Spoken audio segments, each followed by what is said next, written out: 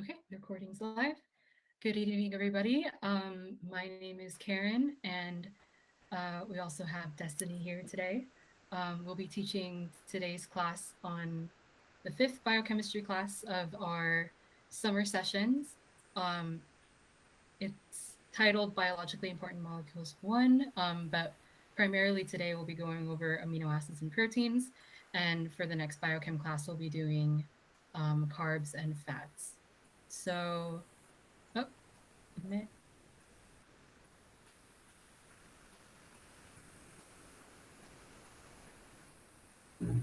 Hi, Hannah. We're just getting started. And hi, Jennifer. Thanks for coming. Um, Let me press present. So, a little bit about us. So, if you don't know already, we're Pre-Med Peers. We're a nonprofit, official nonprofit, as of last month, I think, based in the Commonwealth of Virginia. We're here to help you, and you can always contact us through Slack or email if you have any questions. This session is being recorded right now, so you can refer back to this video or our PowerPoint slides, which we will be uploading both to the drive. And so if you don't have to worry about writing all your notes down right away, this will all be recorded for you. And our email is info@premedpeers.org. Um, and we have a newsletter as well. So if you need to be added to the newsletter, just message us. And if you have any course questions, feel free to message us as well. So today's session, we're going to be going over, so the homework that you should have done today should have been the Khan Academy amino acids and proteins module under biomolecules, as well as reviewing mcatreview.org section on biologically important molecules, specifically amino acids and proteins. Um, After we get any questions you have on the review, on the homework, we'll be going over amino acids and proteins in a little more detail, but mainly a quick review. And then we'll be doing some warm-up questions to get your mind jogging, and then we'll be doing a passage. So that's that. And this is everything we're going to be talking about with amino acids and proteins for today's lecture. So if you're here for any of these topics, you're in luck. And now it's time for homework review. Destiny, take it away. Hello, everyone. Did any of you have any questions about the homework?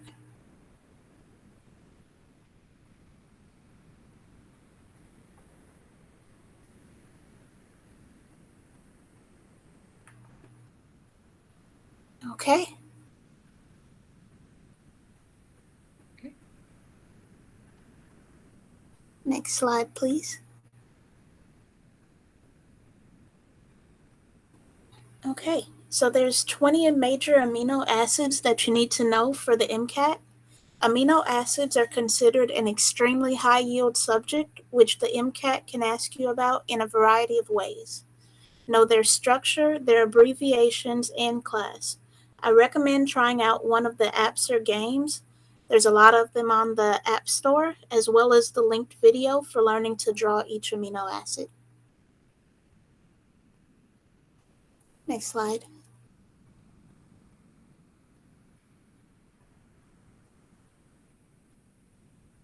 The structure of an amino acid includes a backbone and an R group. The backbone is shared by all the amino acids and includes the amino group, carboxylic acid, and the alpha carbon that links the four groups. The feature that distinguishes an amino acid is the R group. The R group is a side chain that determines the characteristics of the amino acid. Also, in learning to draw it, I would start by learning the backbone. So, everything except the R group, you should definitely have memorized in advance before memorizing how to draw each individual one.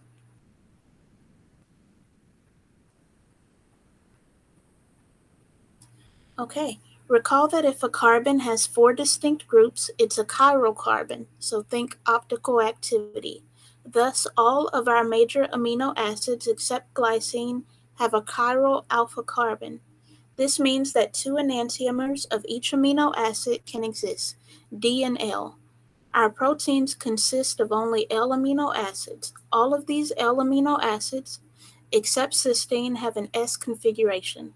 This means that when you point the lowest priority group away from you and order the other groups from highest atomic number to lowest, the order of the groups proceeds in a counterclockwise fashion. Next slide.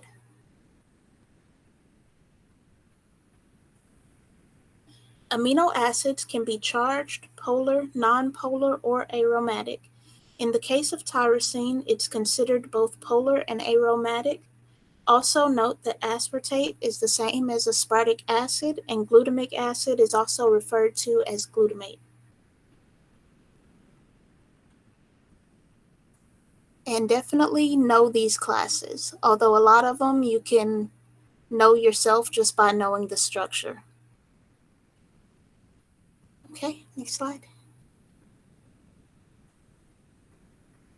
Okay, so the amino acid backbone is often shown with a positive charge and a negative charge.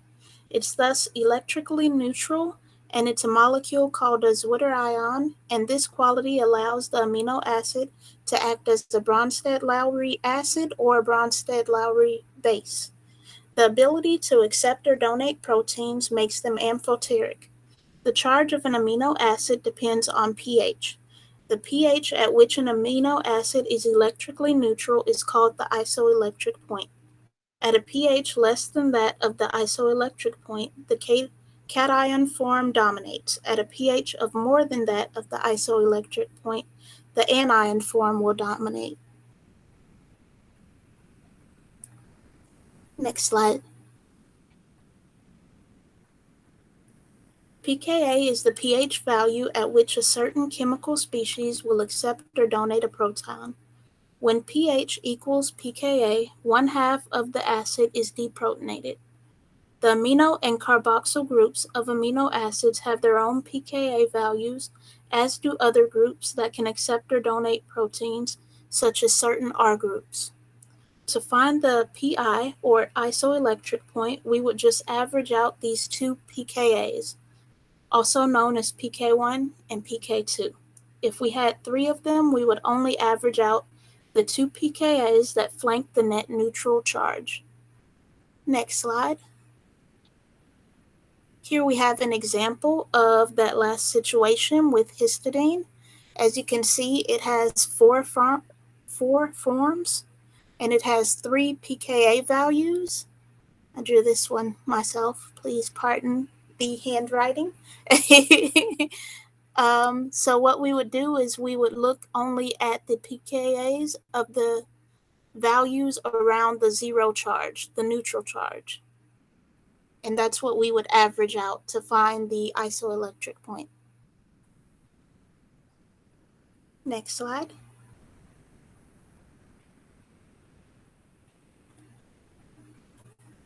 So exceptions and MCAT applications. Amino acids or residues when within a polypeptide chain with alcohol in their side chain are important because they're often the ones that are phosphorylated. Phosphorylation will result in a negative charge. So these are ones you want to keep an eye on. If you'll recall, that serine, threonine, and tyrosine. Then we have proline. Proline's R group is attached to the amino part of the backbone, resulting in a kink when it's in a polypeptide and thus affecting the secondary structure. So that's definitely one you want to look out for, as well as cysteine, because of its thiol groups, it can create disulfide bridges, and this can be used to connect different subunits or polypeptides. Essential amino acids are those that must be obtained from food and can't be made by the body.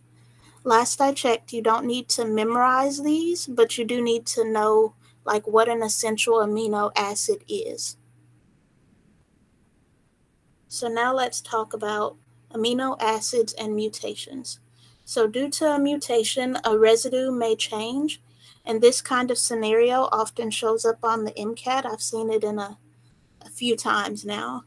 So what you'll see is the single letter code of what the residue is supposed to be, its order on the chain, and then what it is due to the mutation.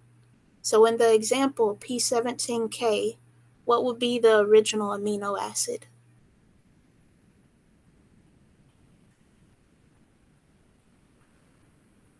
And you can answer by voice or in the chat box.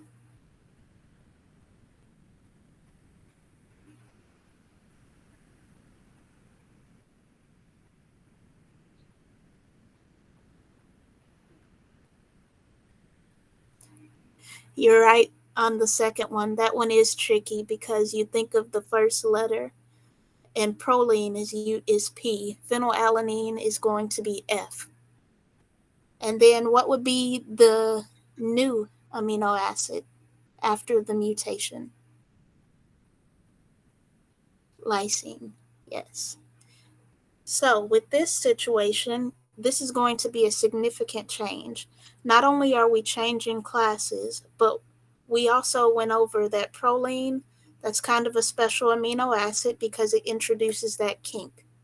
So, this might be seen in a question where they ask, like, which of these changes is the least or most disruptive? These are the kind of questions they might ask you, or they might ask you, how significant is this change, and ask about an explanation. They'll also sometimes give you structures, and you'll be listing the single letter codes for each structure that you see. So definitely make sure to know those abbreviations. Okay, next slide. All right. Thank you so much, Destiny, for going over amino acids. She did a great job and it was beautifully scripted. Um, Mine is not scripted, just to let you guys know. I'll be going over proteins, so kind of like the structure, different how proteins are made, and things like that. So let's start with peptide bonds. So the formation of a peptide bond, if you guys remember for organic chemistry, it is technically classified as a nucleophilic addition elimination reaction. So a nucleophile attacks the electrophile, um, and from there it forms a bond. Does anybody know in this case, so you have your two amino acids, the one on the left and the one on the right. Does anybody know which one is the nucleophile in this case? Or which group, I might say? Feel free to put it in the chat or say it out loud.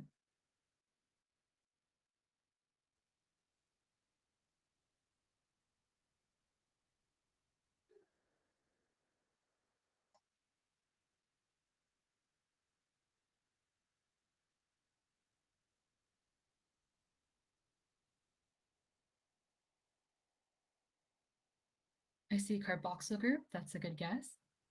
Anybody, do you have any reasoning for that, Hannah?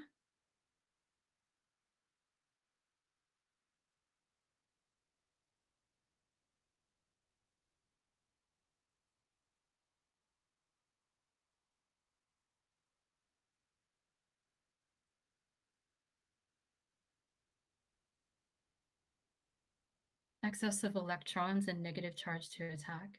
That's some good reasoning. Does anybody have any votes for the amino group?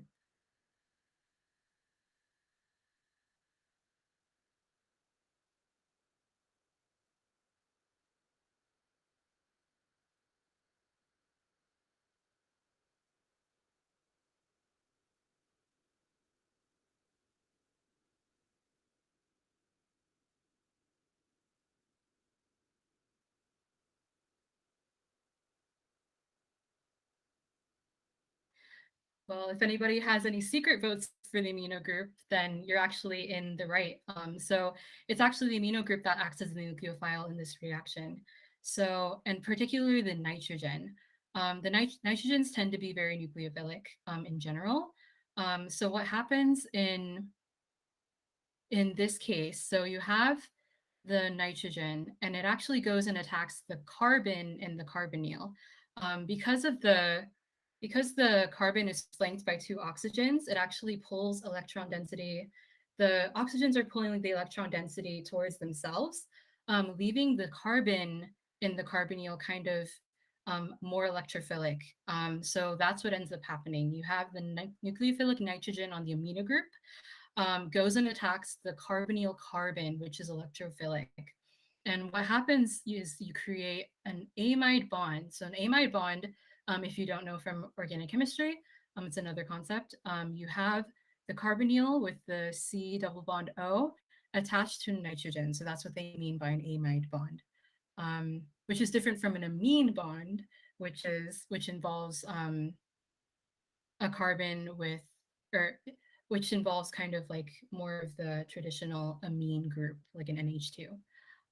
In the process, you lose water. So that's an important thing to note. This is technically a dehydration reaction, dehydration on the part of the amino acid chain, and condensation in that there is the formation of a water that happens. So you have the peptide sequence here. I'll be going over this again in primary structure, but you should always read a peptide chain from the amino end to the carboxyl end. So N terminal to C terminal. So kind of like, usually they have it from left to right, but just keep an eye out in case they don't. So next I'm going to talk about bond properties. So what is the properties of this amide bond that forms? So usually it's rigid and planar, and it has like this double bond character. And the reason why is because it's stabilized by something called resonance delocalization. Some more organic chemistry for you.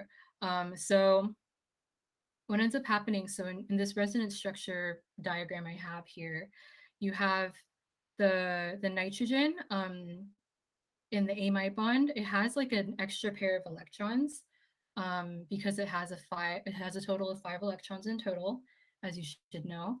And this lone pair can join the bond it has with carbon, forming a partial double bond. And from there, the double bond, um, connected from the carbon to the carbonyl oxygen, can be sent, those electrons can be sent to the oxygen. So what ends up happening is you have, instead of a single bond and double bond here, you can also have a double bond with nitrogen and carbon and a single bond with carbon and oxygen, with the oxygen now having an extra lone pair of electrons, giving oxygen a negative charge and nitrogen a more positive charge. But overall, the peptide bond is still neutrally charged. Does that make sense? Does anyone have any questions? I know that's a kind of a tough concept.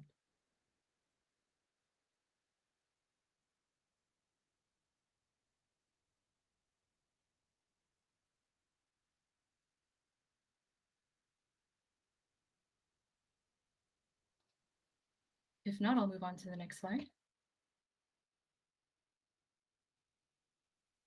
So what's the opposite of peptide bonding? It's protein hydrolysis. So what ends up happening here, so you have the peptide bond formation on this side in one direction, and then you have in the other direction, you have the peptide bond being broken. So the bond between carbon and nitrogen here.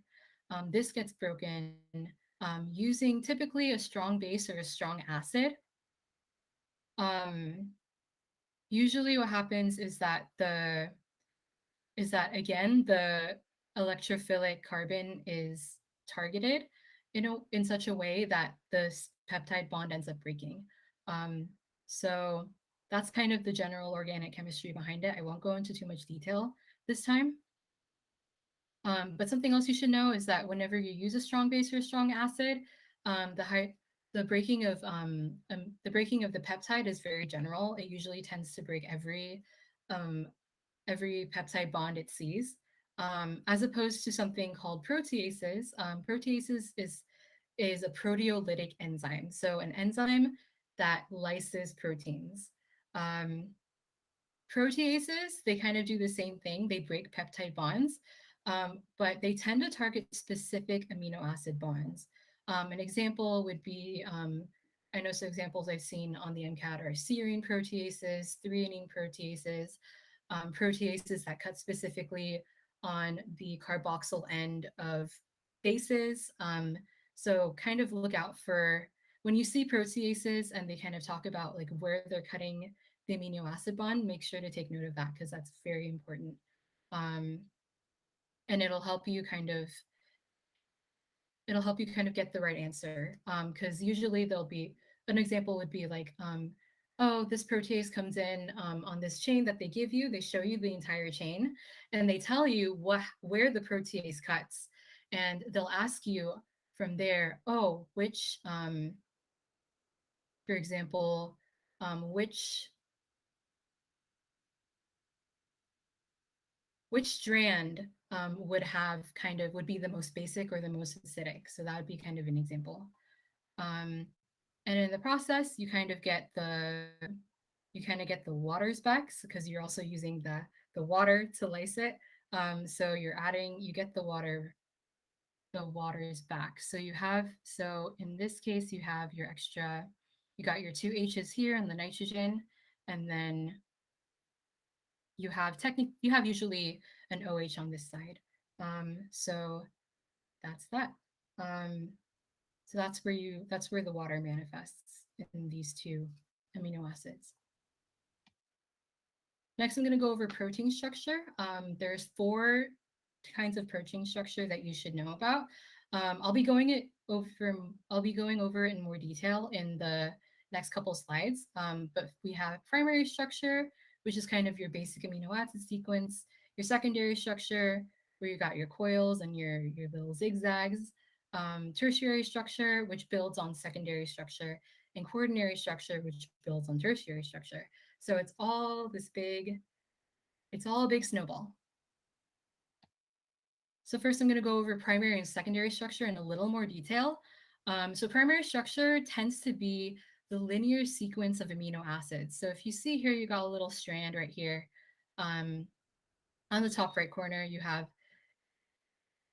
your little strands of amino acids, and you got your N terminal end on this side, and you got your carboxyl terminal end on this side. So the N terminal and the C terminal. And primary structure is dependent on the amide bonds that I talked about before. That's why it's so important because amide bonds determines the primary structure of a protein. Um, and something else you should know is that every amino acid, when it becomes kind of part of a polypeptide chain or a protein, each amino acid usually becomes referred to as residues. So, for example, residue 10 or residue 18 right here, aspartate. So there's that. Um, Secondary structure, you're kind of building on this primary structure. And this is stabilized mainly by hydrogen bonds. So if you look here at your little, in this bottom right corner, you can kind of see the dots between the H and the O. So you have like the strands, you have the on this beta pleated sheet, you have the two primary strands, and they're connected by those bonds between the H and the O. So that's the hydrogen bonds. Excuse me. And secondary structure comes in two forms. You have the alpha helix here, also here in this bottom left corner, and also beta pleated sheets. And you can also make a note between the right-handed alpha helices and left-handed alpha helices. So usually right-handed goes like, how do I do this? Usually if you curve this way, if you use your right hand to kind of curve this way, that's usually what they mean by direction. And then left-handed is a lot more rare. So you'll usually see right-handed alpha helices. And then also the difference between parallel and anti-parallel beta sheets. So if you've seen those pictures with kind of the arrows, so you have, going back to this slide, you have like these arrows here. And it kind of denotes where the N terminus is and where the C terminus is. So usually this end is the N terminus, the one without the arrow, and the one with the arrow is the C terminus. So in this case, you have an anti-parallel beta sheet here the because you have the N terminus and the C terminus on kind of opposite sides of each other. So you have the N terminus, um, C terminus, N terminus, they're not matching up with each other. So that's anti-parallel. And parallel is if these arrows are facing in were pointing in the same direction, and so that would mean that the N termini and the C termini would be on the same side of each other. So you would have all, for example, all N termini on one side and all C termini on the other. And Destiny touched on this a little bit, but with proline. So in secondary structure, you can have kinks that form with things like proline, which has a very rigid structure. You can see here the little kink that it forms. This is specifically proline. Um, and also glycine, because glycine lacks any R group to begin with. So it kind of, there's no, there's, yeah, so there's, sorry, I forgot how to explain it, but it's just know that glycine also forms it, can has the potential to form a kink as well, but you'll most likely see proline. Next, we have tertiary and quaternary structure. So tertiary structure, if you can look at this top right corner here, it builds on the secondary structure. So what you're seeing here is a mixture of alpha helices and beta sheets kind of coming together and interacting with each other. And there's a lot of ways in tertiary and quaternary structure, there's a lot of ways that these chains can interact with each other. We have hydrogen bonds, just like in secondary structure. We have something called van der Waals interactions. So you have like kind of the general the general charge of of residues kind of interacting with each other, kind of just like it's a very weak um, interaction compared to hydrogen bonds. We also have hydrophobic interactions. So the clustering of hydrophobic groups away from water. So that's kind of, I have another slide on that. Um, Ionic bonds, so you have like the classic positive negative charge coming together. And also disulfide bonds, like Destiny said before, where you have your two cysteines, you got your thiol groups here, and they form that sulfur sulfur bond.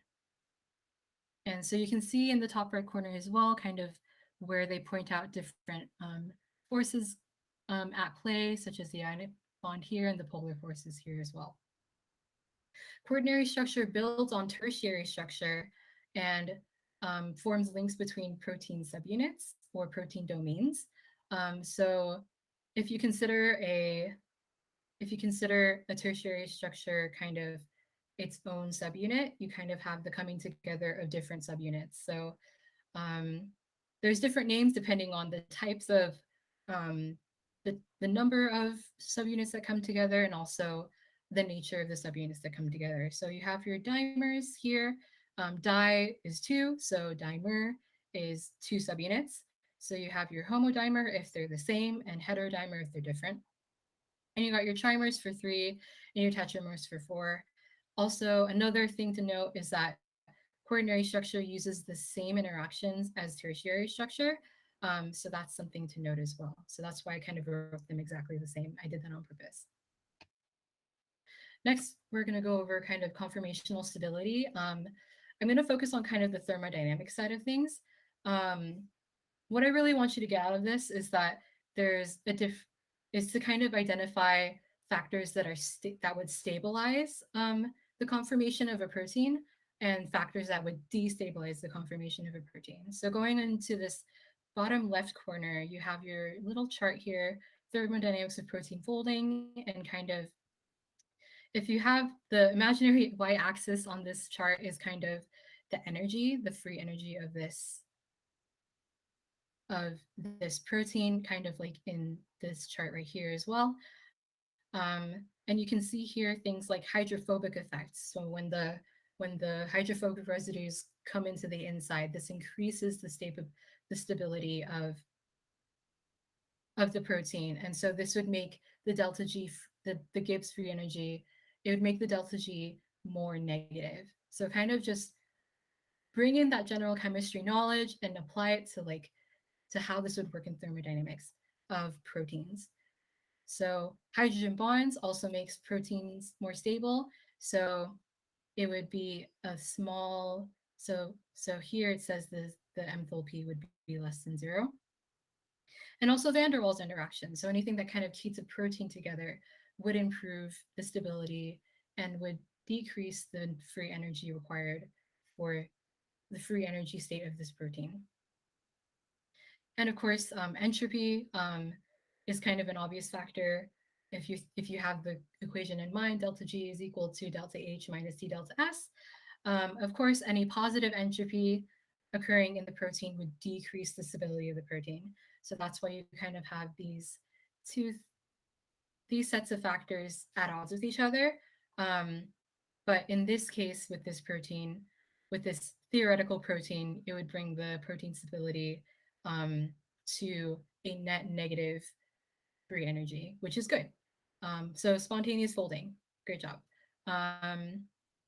And you can also see in the top right corner um, this graph here. So you have kind of I'll start on the left side. So you have the native protein. It's got a good, it has its own energy level, and this energy level can decrease and can stabilize even more if the protein is surrounded by the right environment. So that's kind of considering. This is also I'm also going to talk about this in the next slide. So if you got the ideal pH, you got the ideal temperature, you got ideal salt interactions, that can improve the stability of the protein.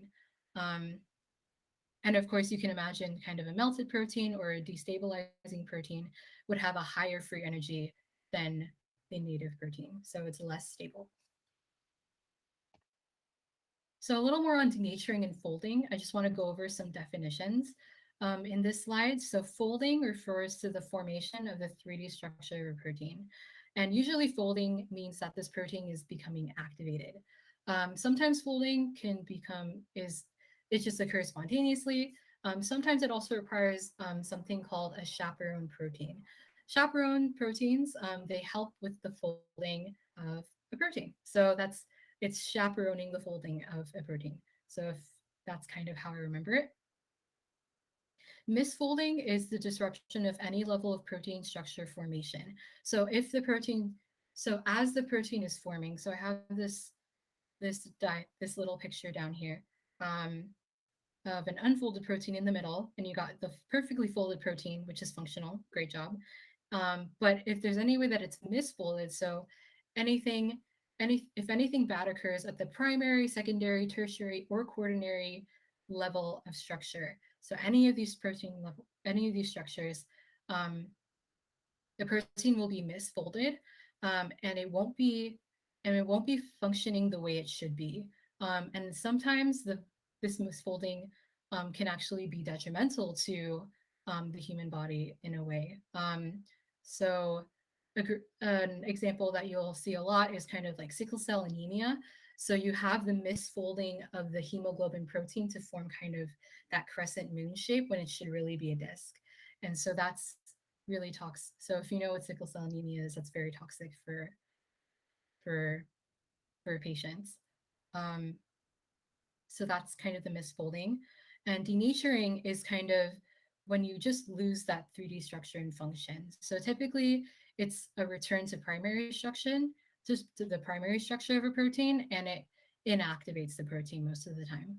And denaturing is caused typically by extreme heat, or temperature, extreme kind of like a really weird balance in salt concentration. So like either really high salts or really low salts, in a way that kind of that doesn't benefit the protein, or pHs, because proteins have every protein has an optimal pH level.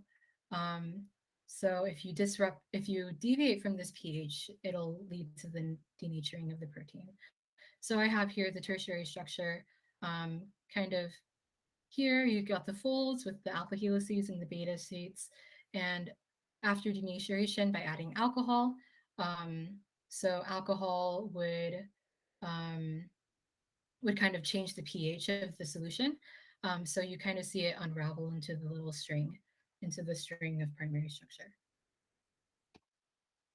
And then I have a whole slide on hydrophobic interactions, just in case you kind of need more information on it. So it's also known as, so what I'm going to be talking about here is called the hydrophobic effect. It's also called hydrophobic packing. Hydrophobic, whatever, refers to nonpolar residues in a protein folding inward, to kind of increase that protein stability. especially when it's in an aqueous or polar solution.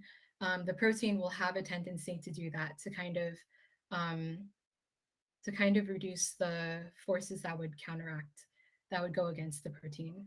Um, and so in this case, and so so you have your nonpolar residues in the inside, and so this leaves the hydrophilic regions kind of on the outside. Um, and some people refer to it as kind of like a solvation shell or layer.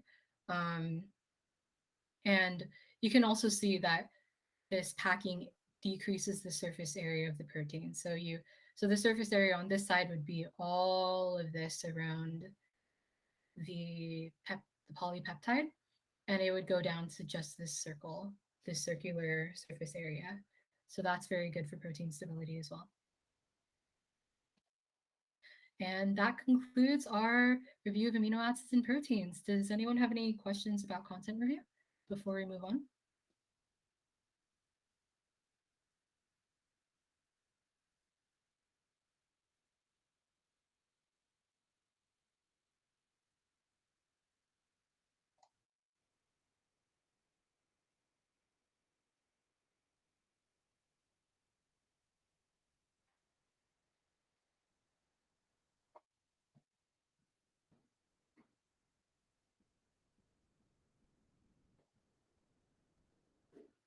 If you guys don't have any questions, Destiny, feel free to take it away with the warm up questions. All right, I am ready. Let's All go. right.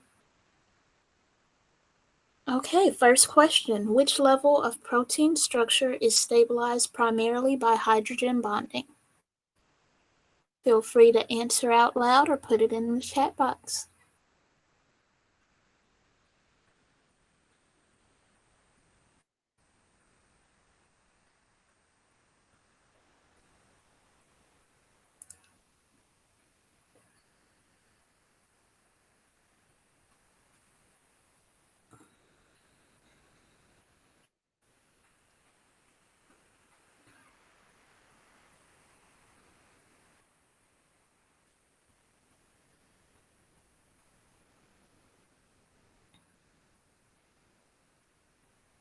Okay, I see we have an answer. Next slide, please.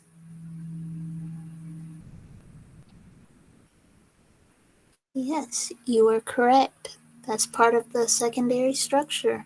We also think of a certain amino acid at this point. Okay, next slide. Which amino acid would not display optical activity?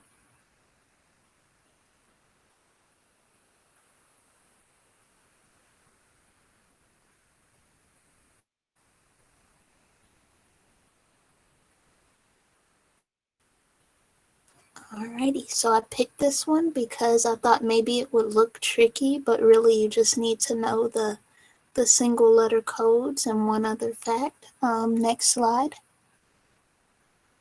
So you just have to remember that P is proline, Y is tyrosine, G is glycine, and F is phenylalanine. Glycine is the one that is achiral and thus it does not rotate light.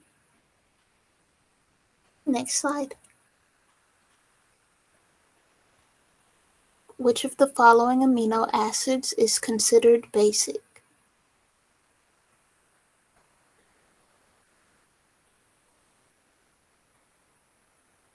Exactly. A. Lysine.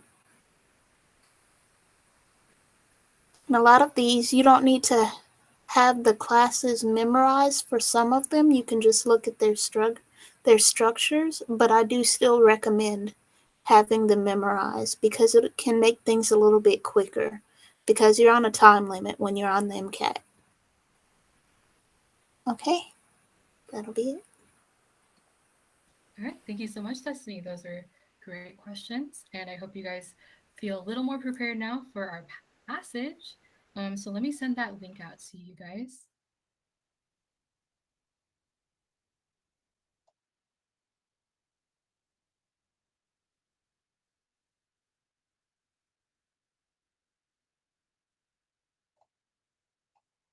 I'll be posting it in the chat. and it's in PDF form. So this is a Khan Academy passage that I found online. Feel free to go through it. As take about like 8 to 10 minutes, however much time we need to go through it. Um, my my intention for choosing this passage is kind of taking this knowledge that you now have with amino acids and proteins and kind of taking it to the next level. So I'm excited to see how you guys do. So how much time do you all need? Would you say like maybe 7, 8, 9, 10 minutes? Let me know.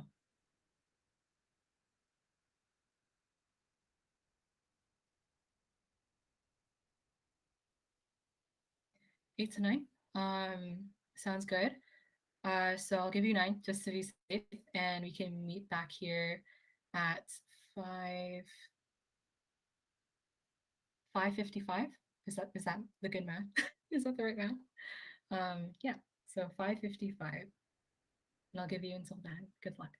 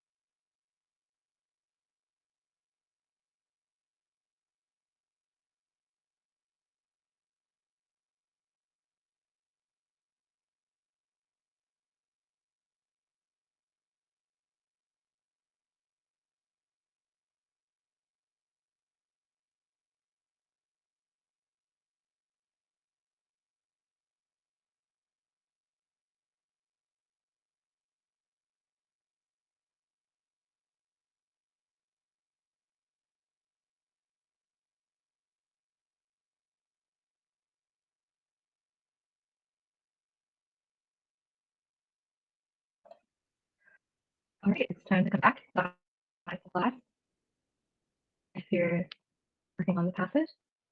And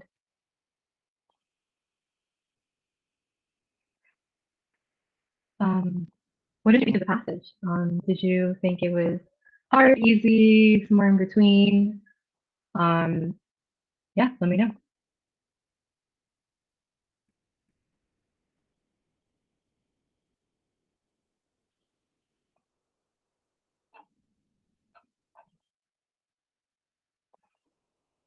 Medium. I read it as med.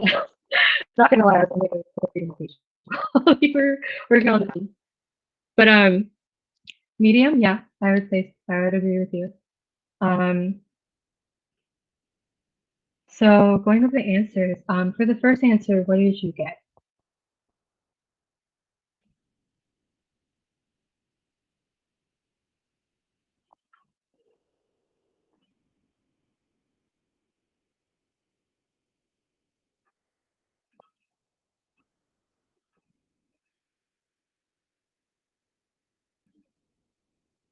Or if you want, I can just kind of go over the answer straight through. Whatever you prefer.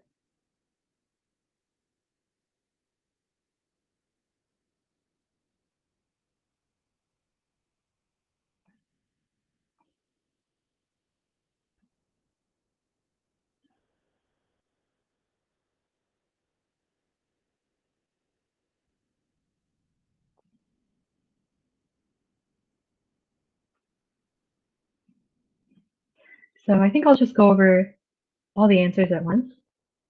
So starting with question one, the answer was the first one. So the endoprotease in question lowers the activation energy for the condensation reaction, but not enough for it to occur under physiological condition. Um, for this passage in particular, the key to a lot of these questions is kind of ruling out things that weren't kind of discussed in the passage, or if there's no evidence that you can find in the passage to really choose that answer. Um, so going over the incorrect answers, you have this one. The endoprotease responsible for the hydrolysis reaction does not lower the activation energy for the reverse condensation reaction. The passage doesn't mention this, and you don't know this. You can't confirm this for sure. So that's one. So that would be kind of your cue to be this probably isn't the best answer.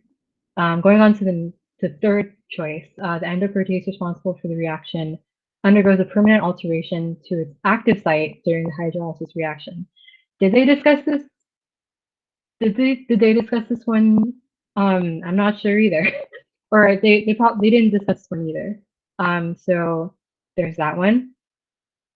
And um, the fourth choice also there's no discussion of this in the passage. The endoprotease responsible for the hydrolysis reaction lowers the Gibbs free energy of ACTH, but not POMC. There's nothing in the passage to make this kind of distinction. So the most plausible one you can go with is the first one. Um, so because in general, enzymes typically tend to work in both directions. Um, so that's kind of what they're relying on you to assume. So that's one reason this would be the best answer. The second reason is that it doesn't overstep. It makes the most educated guess. So it lowers the activation energy for the condensation reaction. Plausible because most enzymes work in both directions, but not enough for it to occur under physiological conditions, which would explain why it's not as effective in the other direction. So that's question one. Moving on to question two, the answer to question two, this is probably the easiest question of the passage. So the answer is DNA molecules already have a net negative charge proportional to their length. You can already rule out the first answer if you know something about nucleic acids. They do not have a net positive charge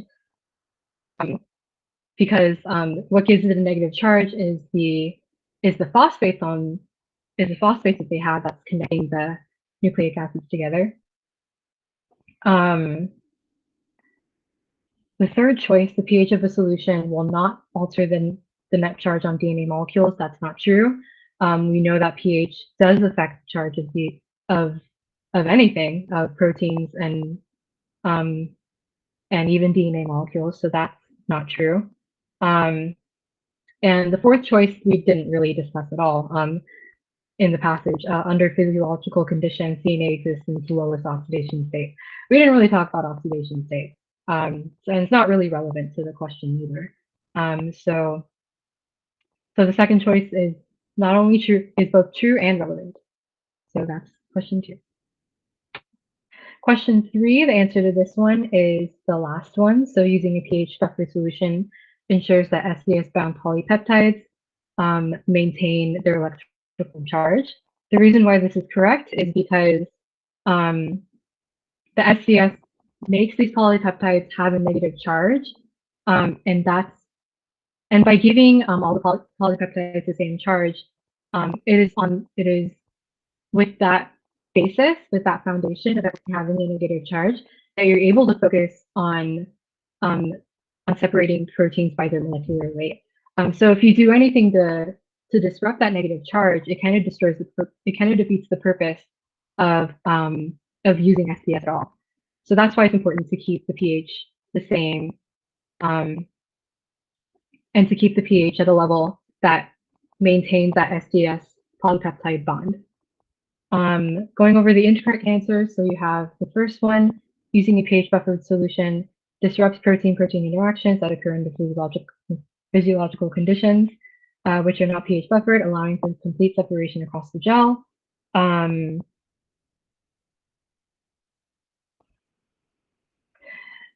buffered solution wouldn't disrupt protein-protein interactions. It actually strengthen them. So that's why it's incorrect.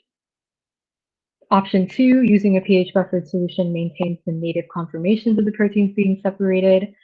The proteins aren't in their native conformations during this experiment, so that's false. And third, using a pH buffered solution prevents the autoionization of water, inhibiting the production of reactive hydronium and hydroxide species. This is kind of a little out there. It's kind of the most outlandish answer, and it's not. It just doesn't even sound like it makes sense. So this is this one's incorrect as well. So you have the last answer that's correct. Question 4, the third answer is correct. So the distance alpha MSH migrates is greater than the distance ACTH migrates. So this is going off of, I believe, paragraph. Let me go back to the passage and see. Off the this is testing your knowledge. Oh, sorry, testing your knowledge of paragraph 3. How are you able to apply this concept of SCH page electrophoresis? And are you cognizant of how molecular weight affects the distance the protein travels? So in general, the heavier a protein is, the less it's going to travel. So kind of think of the difference between like someone carrying a very light backpack and they're going on kind of like a hike and like, or they're kind of trekking across like the city or the US, and versus somebody with a very heavy backpack and load. You would imagine that the person with the heavier load would probably travel slower because they might need to take breaks to rest, or the the weight is weight the heaviness of the backpack is weighing them down. It's kind of the same concept with electrophoresis. So the lighter a protein is, the more likely it's the further it's able to travel, and a heavier protein or one with a higher molecular weight is gonna not travel as far. And so based on the table that they gave you, the alpha MSH has less residues, and so it has a lower molecular weight, and so it actually travels farther than ACTH, which has three times the residues, and therefore more or less 3 times the molecular weight. The first choice is kind of the inverse of the correct answer. So if you mixed it up, if you thought that the heavier one travels further, um, you would come upon this answer. Um, and then the second choice is incorrect because this isn't the relationship that they stated in the passage. It's not equal to just natural logarithm. There's more to it. Um, and option four is incorrect because you do have enough information based on if you know enough about the relationship between molecular weight and distance traveled. That's all you need to know for this question. So you do have adequate information. So choice four would be incorrect.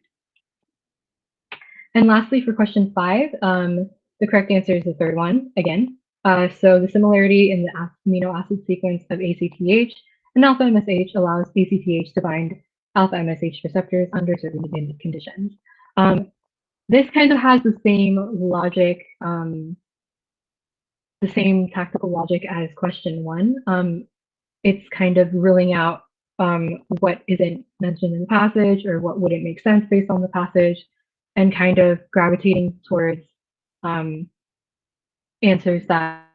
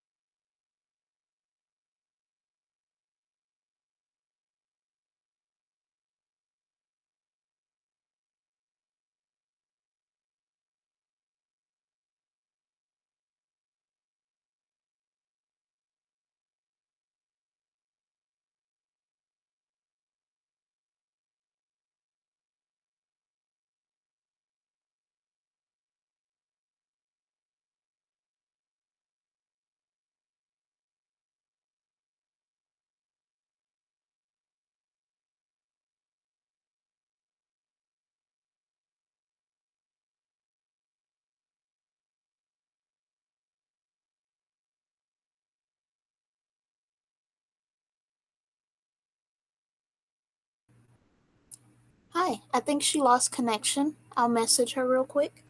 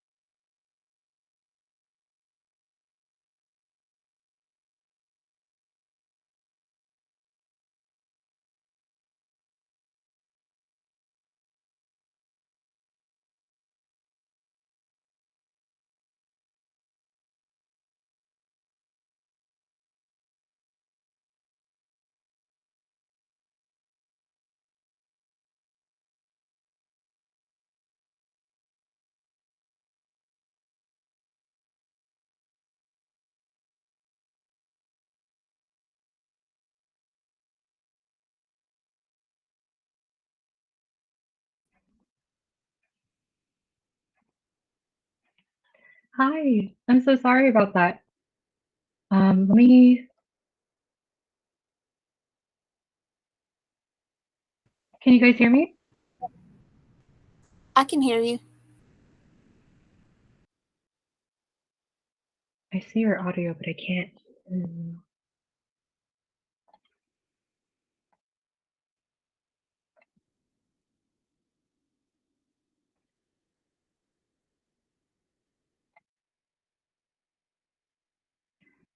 Hello.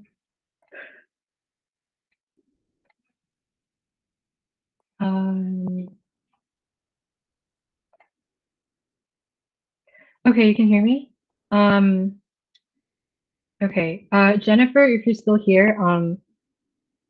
So Destiny, what?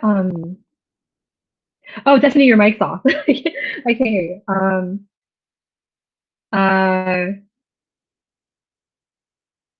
Destiny, what? Do you know what question it cut off on, or um, so I can finish the review?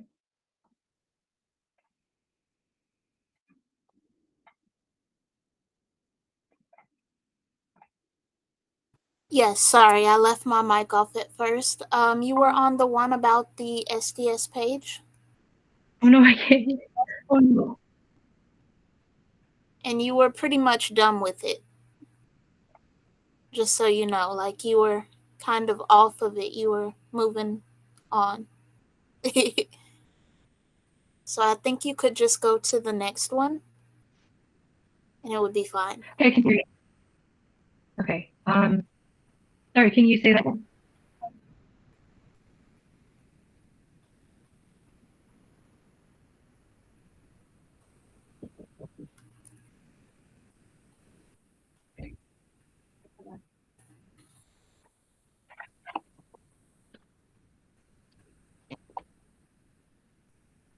I was finishing three. Let me. Is it to go to four? Okay. Okay. So Jennifer, if you're willing to listen, if you weren't able to hear last time, and also everyone watching this, sorry about that. Um, so going back to question four, answer is the third one. Um, and so the correct answer is the distance alpha MSH migrates is greater than distance ACTH migrates. And the reason for that is because of the inverse relationship between molecular weight and the distance a protein travels in electrophoresis. So it kind of sparked with the answer. It kind of had a more long-winded answer, but for alpha MSH, it has less residues. It has 1/3 the number of residues of as ACTH. So you would expect a protein with less residues to have lower molecular weight. Um, and so and so if alpha MSH has a lower molecular weight, it actually be likely to travel a greater distance than ACTH. Um, so and the analogy I had before was kind of the two people kind of taking a trip, taking a walking trip, and one has like a really light backpack, and one has a really heavy backpack and a really heavy load. You would expect the person with the lighter load to travel faster and farther, and you would expect the other person to travel slower and not as far. Um, so that's the analogy I had with the inverse relationship between molecular weight and distance traveled. So in this case, alpha is MSH, lower molecular weight, higher distance traveled. And so the the first answer is wrong because um, this is the inverse relationship this is the inverse of the correct relationship that I just explained to you. So this assumes that because alpha MSH has a lower molecular weight, it won't travel as far, and it's the opposite of what I said. So choice one is wrong. Choice two, this is inconsistent with the relationship explained in the passage. If you refer back to the passage, so that's incorrect. And um, choice four is incorrect because we do have enough information to make this distinction and to determine um, which would travel greater sense. And lastly, for question 5, um, so like I was saying before, question 5 has kind of a similar. You should have tackled it the same way as question 1, kind of with logic and kind of figuring out like what's relevant to the passage, what conclusions you can make based on the passage alone, um, and ruling out anything that doesn't fit, and keeping in anything that would be plausible and meets the consistent and matches the same logic and reasoning as the passage. So the correct answer here is the third choice. The similarity in the amino acid sequence of ACTH and alpha MSH allows ACTH to bind alpha MSH receptors under certain conditions. Even though they didn't discuss this concept in the passage, you should still be able to kind of know this from kind of experience in biochemistry. So the first part, so the similarity in amino acid sequence in the two, um, yeah, that they do have similarities, and they're almost and 1/3 of ACTH is literally residue for residue alpha MSH. So you would expect with similarity in amino acid sequence, you would expect similar properties in these proteins. And usually proteins with similar properties are able to bind to similar receptors because receptors are looking for certain properties in proteins. So that's what makes it plausible. And let's go over the other answers and to see why they're more wrong than this one. So the first choice, Addison's disease is caused by a genetic mutation that renders melanocytes constitutively active. This is inconsistent with the passage because nowhere in the passage does it say that it's caused by genetic mutation. They mainly discuss kind of the levels of glucocorticoids and its association, um, not its cause and not a relationship within genetic mutation. So you can cross number 1 off. Choice 2 and 4, they're kind of similar. Um, if you remember from the passage that Addison's disease is indeed associated with decreased levels of glucocorticoids, um, you can eliminate number 4 because number 4 is inconsistent with the passage. And moving forward in the second choice, do decreased levels of glucocorticoids, do they really stimulate the production of ACTH via a positive feedback loop? If you can apply your knowledge from endocrinology, from the endocrine system that you from the MCAT, this isn't true. So you can roll this out using output information. Um, and they don't really mention this in the passage either. So they don't mention this exact relationship in the passage either. So that's another reason number 2 is wrong.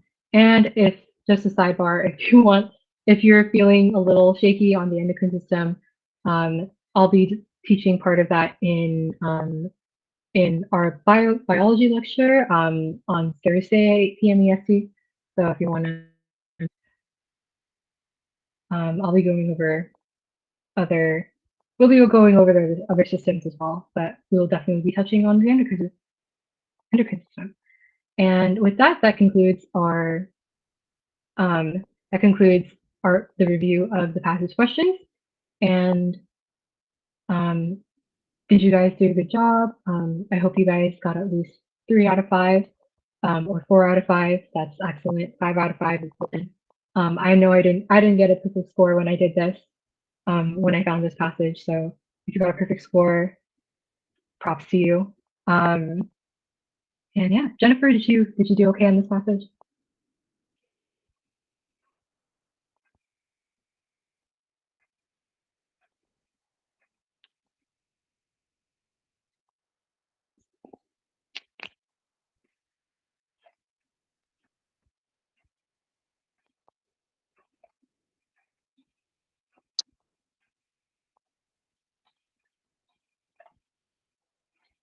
I hope Jennifer did okay. so so yeah, thank you so much for attending biochemistry class 5. Here's our email if you have any questions. Here's my coffee if you'd like to donate, if you were super impressed with what I did. I would appreciate it a lot. And if you have any questions about this course or this class and you'd like to talk to somebody about it, I'll be hosting this week's office hours this Friday, August 20th at 8 p.m. EST. So if you can make it, and if not, just message us. We'll be there to answer any questions you have. And Destiny, do you have any final words?